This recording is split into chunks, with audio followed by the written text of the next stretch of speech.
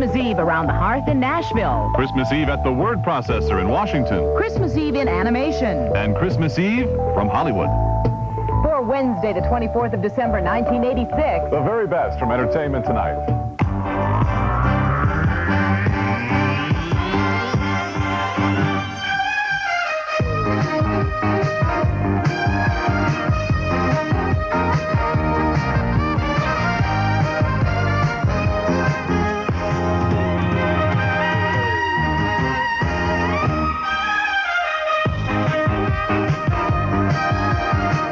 Hi, everyone. I'm John Tesh. And I'm Mary Hart.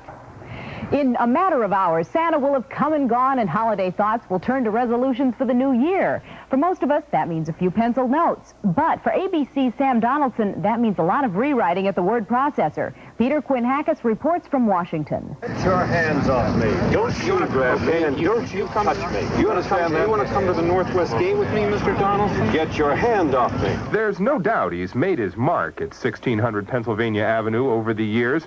But Sam Donaldson's book on his time at the White House has run into a snag. But at the same time, privately, you concede you were authorizing a breaking of that embargo by the United States. How can you justify this duplicity? I don't think it was duplicity.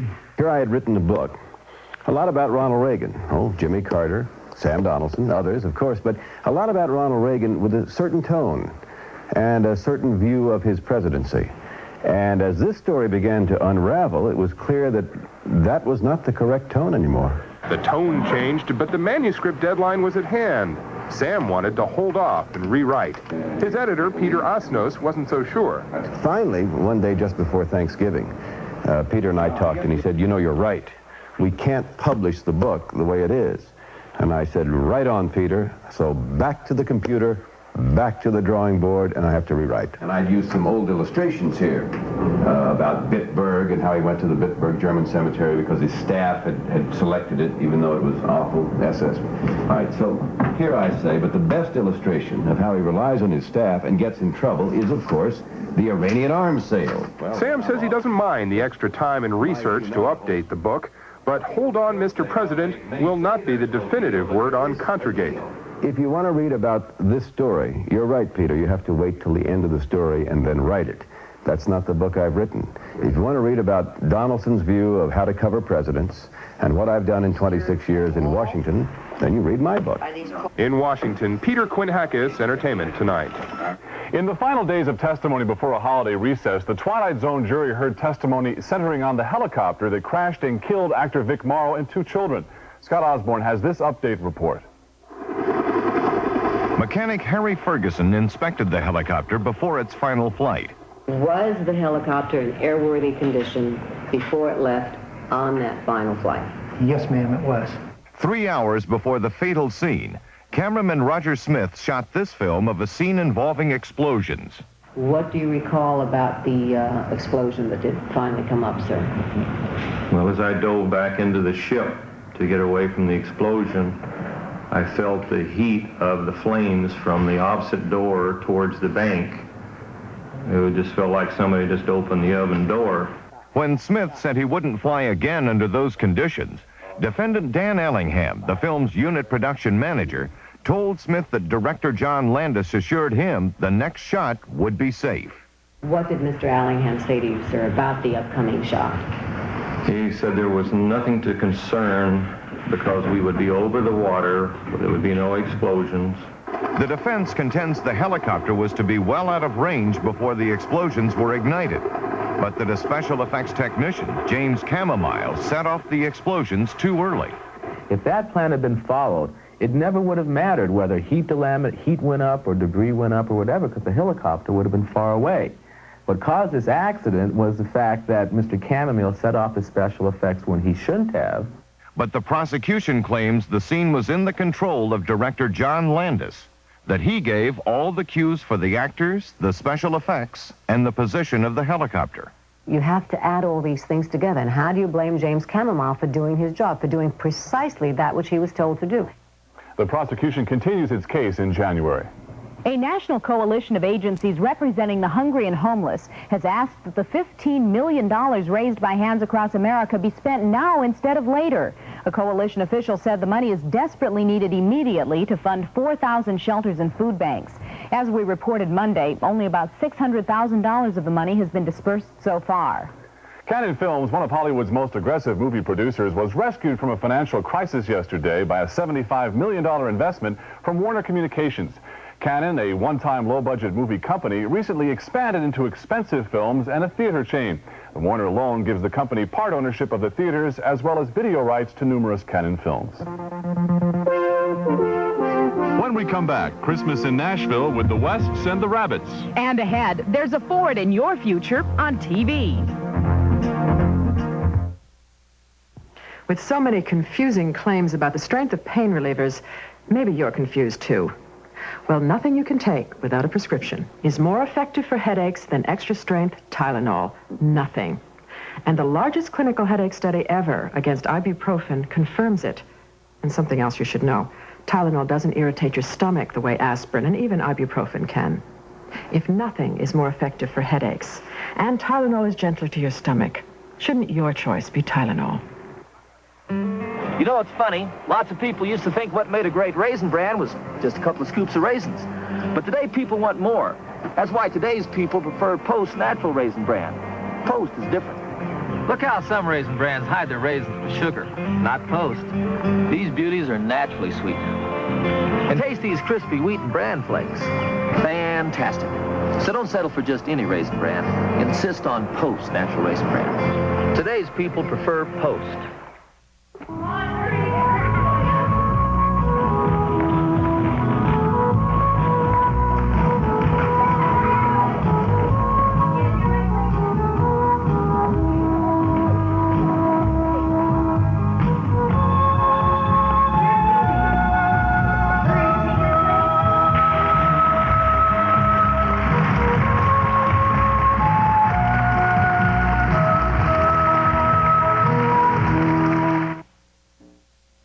Good afternoon, I'm John Carrigan. In the news on this Wednesday, it is at long last Christmas Eve, and people all over Maine in their various ways are getting ready for it. We'll report on that. Take a look at people who are giving to others on this holiday, and among other things, a hospital in Bangor will be giving certain free care to patients. We'll tell you about that. Governor Brennan makes his last Christmas visit to Bangor as governor, and some people in Belfast have a great holiday coming up for them.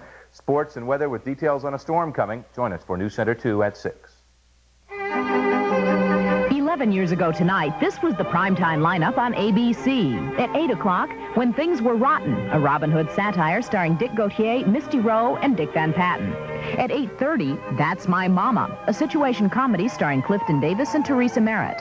From 9 to 10, Beretta, starring Robert Blake. And from 10 to 11, Starsky and Hutch, starring David Soul and Paul Michael Glaser.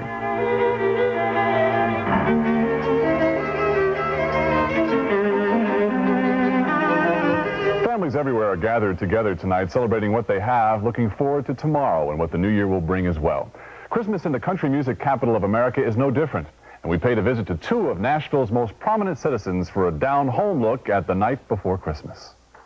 Can you get up high? That's nice. That's nice. That looks good. For Eddie Rabbit, his wife Janine, and their 5-year-old daughter Demelza, Christmas this year is even more meaningful than in years past, because there's a new addition to the family, 2-month-old Thomas Edward. You know, the last 2 or 3 Christmases we had were not quite as Christmassy as we would have liked because we had a sick baby in our house. His name was Timmy, and he had a bad liver problem. And we lost him about 1.5 years ago in a liver transplant operation. And so the sun didn't come up all the way in our house for 2 or 3 years. But as you can see, we've got a new baby now, and he's beautiful. Kids are what make Christmas fun. It's so nice to see how excited they get on Christmas morning. And it also makes you think of your own childhood. I can think of the time when I lived in Frankfurt, my mother put us in a sled and we went over moonlit snow to a friend's house, and they're just real happy memories. All is calm, all is bright. We're very happy. This is going to be a wonderful Christmas this year. We have a 5-year-old daughter, Demelza, who's the love of our life, and now we have this little guy, and this is the best Christmas present anyone could ever ask for. Sleep in heavenly peace. Sleep in heavenly peace.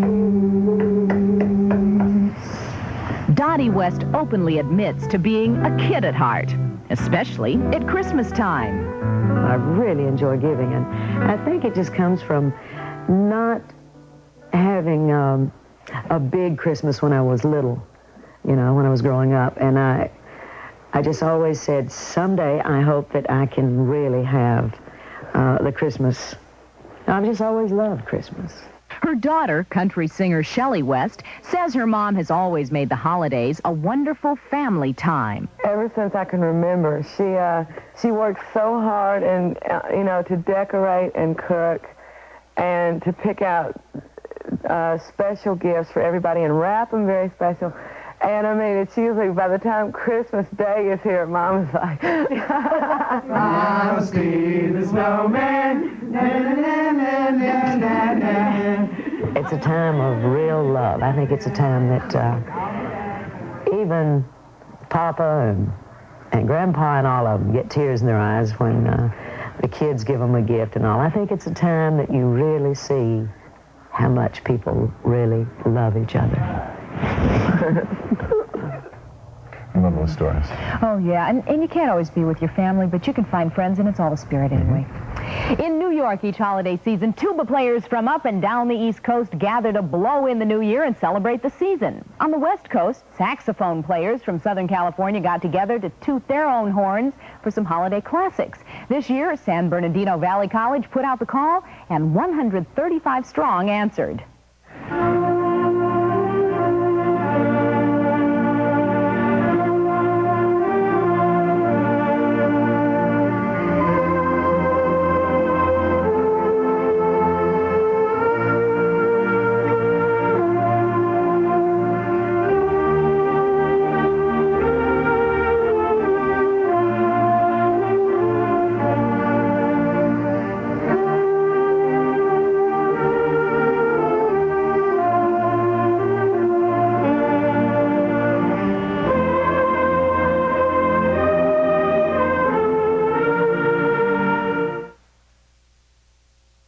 Hi, I'm Gavin McLeod. And if you, or your spouse, or your parents are between the ages of 50 and 74, I'm going to ask you to make a very important telephone call as soon as this announcement is over.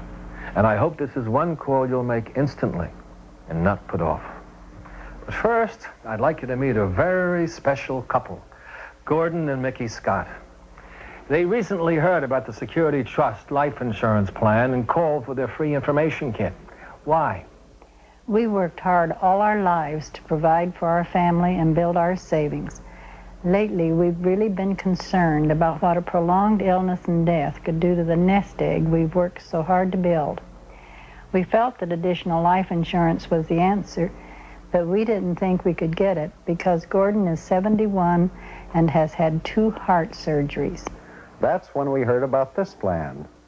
They said we couldn't be turned down, and that it only cost $5 a month. I can't tell you how much it means to Mickey and me not to have to worry anymore about becoming a burden on our children. That's terrific. And just like the Scotts, you too can get this guaranteed coverage for only $5 a month, so long as you're between 50 and 74. We'd like to mail you this free information kit, but we can't mail it until you call for it. And that's what I hope you'll do right now. Now, it doesn't matter how many other insurance plans you've called for.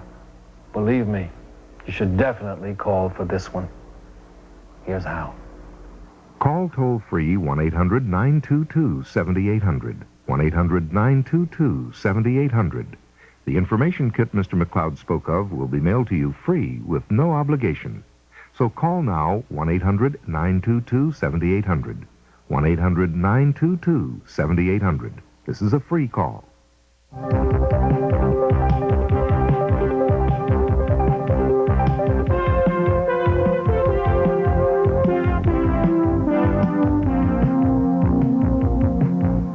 Betty Ford Center in Rancho Mirage, California has seen its share of the spotlight this year, housing such stars as Chevy Chase and Stevie Nicks in their efforts to rid themselves of whatever drug or alcohol problem they might have had. The story behind the lady whose name is on the front door of the clinic is one television audiences will be watching soon, and one the former First Lady didn't necessarily want told. Gene Wolfe has more on the Betty Ford of the past and the actress who plays Betty Ford in the future. I suppose you're aware that the entire West Wing is ready to hang me. Do you have an appointment? As far as they're concerned, the First Lady is supposed to smile and wave and shut her mouth about anything more important than China. And I don't mean the country. Jenna Rollins portrays Betty Ford in the upcoming ABC movie, The Betty Ford Story. Based on Mrs. Ford's book, the show will chronicle her life from the installation of her husband, Gerald Ford, as president through her treatment at the Long Beach Naval Hospital for her addiction to prescription drugs and alcohol. So is that the hard thing, Jenna, to play that, someone with problems, but not to overplay it, not to play drunk? Exactly. Because it isn't just, all during this very hard period, Mrs. Ford was carrying out all of her duties as a mother and as a wife and as the First Lady. Ford was reluctant to have a movie made about her life, but producer David Walper was the major influence in her decision. Well, I didn't want to relive that period of my life, particularly the intervention, and that was the one thing that David was interested in. Mom, I think, Dr. Cruz and I think that you're taking too many pills and drinking too much. You what? When her family made her face her problems, she was started on the road to change. This isn't just your story, it's the story of your family as well. Did you discuss it with your family before you agreed to have the film made? Very definitely. The fact that it would help others was appealing to me, and that appealed to my family. Telling all of my friends all over town lies about me? Is that how you're trying to help? I have always been very aware of her, as I think all American women are. She means something very special to all of us, and so I have been aware of her through the years. What I do in my house is my own business. And I don't care what Dr. Cruz, I don't care what anybody has to say about it. Do you understand me? Christmas Eve Entertainment Tonight style continues now with some holiday memories from the stars. I think like most kids, I just remember Christmas just never getting there. It would be the 20th, it would be the 21st, and each day would last, it seemed to last a month. I just remember always waking up hours before my parents ever did and trying to get them out of bed to get to the tree. The smell of Christmas is awfully nice. That smell that's like nothing else of the pine trees and everything else. And then the family get-together. I'm having all my friends over. We're going to have diet eggnog. It's going to be great. Coming up tomorrow, Entertainment Tonight's Christmas Day celebration. Merry Christmas, everybody!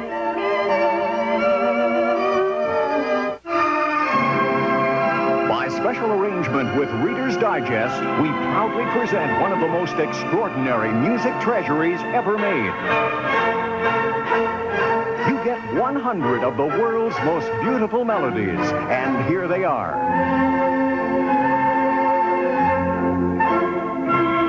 From the entire world of great music, you get the most loved melodies ever written. You get all these 100 beloved favorites without a single unknown, unwanted passage.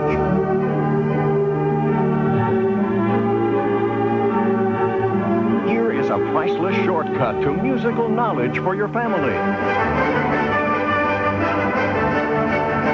From Reader's Digest, classic melodies so beautiful they became giant hits of our time.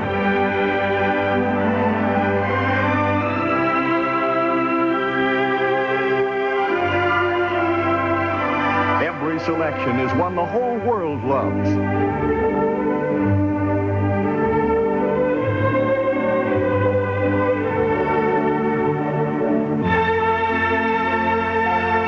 All 100 world's most beautiful melodies are now yours on 3 records, 3 cassettes, or 3 8-track tapes.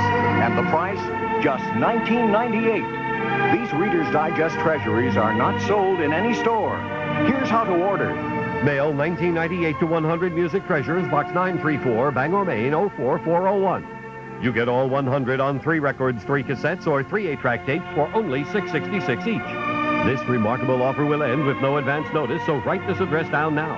Mail 1998 in Canada, send $24.98 Canadian funds to 100 Music Treasures, Box 934, Bangor, Maine, 04401.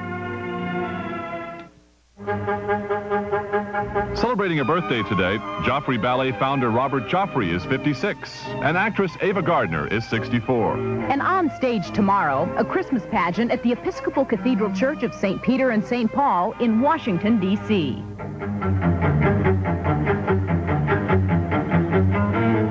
In today's People Postscripts, Miami Vice star Philip Michael Thomas, his mother and his brother have filed a $14 million damage suit against the National Enquirer. Now, the suit is over 2 stories, one of which revealed Thomas' brother is serving a prison term for rape. Actors Pierce Brosnan, Tom Cruise, and Paul Hogan are among the stars included in a poll of the most watchable men in the world. And Bill Cosby, already in television commercials for pudding and financial services, has signed a 3-year contract to do advertising for Eastman Kodak's photo finishing system. Mention the word star to most people, and names like Redford and Gable, Monroe, and Fonda come to mind. Mention star to Leonard Maltin, visions of ducks and mice and baby deer are high on the list. A report of the new world of animation from a man who never met a critter he didn't like. You know, my back is killing me. It's your posture. It's never been good. There was nothing wrong with my back until you plugged me into the toaster in 1947. Those were the good old days. It was fun. They don't make cartoons like that anymore. No, they don't. But they do make cartoons like this. And this. And this. Exciting, innovative, surprising, and very funny cartoons. 24 of which have been gathered into a program called Animation Celebration that's set to play in theaters around the country. And no one is happier about that than the independent animators whose work is represented. It's become really hard for people to see animated films that are different, that are unusual, that aren't superheroes or disgustingly cute little animals. No one would accuse Sally Crookshank of making her animals cute. Most people think my films are pretty weird. They're animals in clothing going into strange situations. I am trying to create a really wild world that you couldn't see anywhere else. Another of the country's leading independent animators represented in the show is George Griffin. Reinventing the form, that's the main key. Rather than using a cliched, formulaic approach to cartoons. Disney and others made marvelous work, but it was all based on children's illustration or funny animals. And I think there's much more to cartoons than simply an animal that can talk, even though it's Donald Duck. You won't find Donald Duck in this animation celebration, but you will find an astonishing range of animated ideas, from the traditional to the futuristic, a creative cornucopia that spells good news for moviegoers and movie makers alike. Hey, everyone, get animated. Boy. A lot of work goes into that stuff. Oh, it sure does, and it's fascinating. I must say, though, I like them when they're friendly looking and smile a lot. Yeah, it's getting warm in here, isn't it? Would you stoke the fire a little bit? No I'll problem. tell him about tomorrow's show. Time for us to get animated, and oh, man. He's so handy at home, too. And head home for the holidays. Good luck, John. Have a wonderful Christmas, everybody, and spend part of it with us for a very special edition of Entertainment Tonight. One of the nation's natural resources is Salt Lake City's Mormon Tabernacle Choir. We leave you with that this evening. Take care, everybody. Merry Christmas.